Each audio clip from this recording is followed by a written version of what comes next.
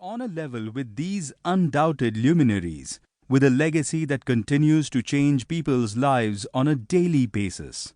Few people, outside of India at least, know the name Jamsetji Tata. I certainly had never heard of him before 1999, when Gabriel Rosman announced to me that he was stepping down as Director of Global Strategic Ventures and Acquisitions for accounting giant Ernst & Young. As E&Y had long been a client of my executive recruiting firm, Tata Resources, I was curious as to where he was going. Tata, he answered. The name barely rang a bell, but Gabriel enlightened me and over the years called on myself and Tata Resources to recruit top leaders for the Indian-based firm in France, Germany, Italy, Ireland, Netherlands, England, Canada, and the United States. I was therefore in a position to get to know Tata Sons.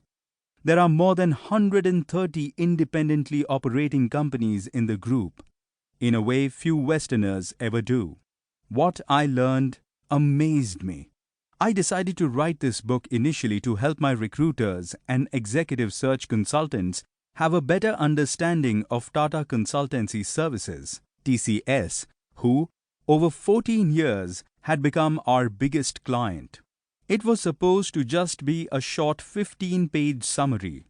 But the more I started studying TCS and Tata, the more captivated I got, and the project developed a life of its own. Now there are amazing companies and amazing stories, but no amazing companies with amazing stories to match Tata's. Today, Tata Group employs nearly 500,000 people and earns revenues of $100 billion. It reported a profit of $6.23 billion in 2011-12 and controls assets valued at $77.7 billion. Tata Sons was founded in 1868 by Jamsetji Tata, the son of the first businessman in what was otherwise a family of Zoroastrian Parsi priests. In 1869, Jamsetji converted a bankrupt oil mill for the production of cotton. It was a humble start, but Jamsetji Tata had grand visions, visions of what India, what his hard work could become, visions worthy of the likes of Leonardo and Michelangelo. Jamsetji knew and loved his religion, and he embraced its most central tenet, that the mission of the righteous person, the person who had hopes of heaven, was not merely to live a good life, but to make life better for others. He believed he could build a company that would spark positive change. While other successful capitalists and captains of industry started companies to create profit and, thereby, wealth, Jamsetji Tata planted the seeds of philanthropic trusts, which now owns 66% of the Tata Group. In harmony with his religion, Tata's company would exist, ultimately, to finance and initiate projects to improve the lives of the people of India.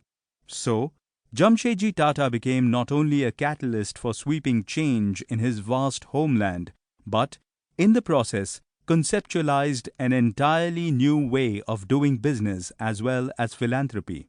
What he began has changed the lives of billions, as the company he founded continues to work for the betterment of society. In the words of Jamsetji, "We think we started on sound and straightforward business principles, considering the interests of the shareholders, our own, and the health and welfare of the employees, the sure foundation of our success." This book will introduce you to my hero and to the legacy that is his creation.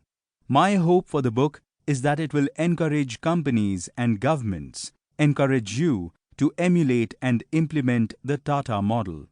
I know the world would be a better place if that were to happen. Tata by the numbers. 1. 2/3 of Tata is owned by philanthropic trusts. Tata is one of the biggest charities in the world. 2. Tata consists of more than 130 companies, of which 32 are traded on stock exchanges. 3. 2 of the top 20 companies in India in terms of market capitalization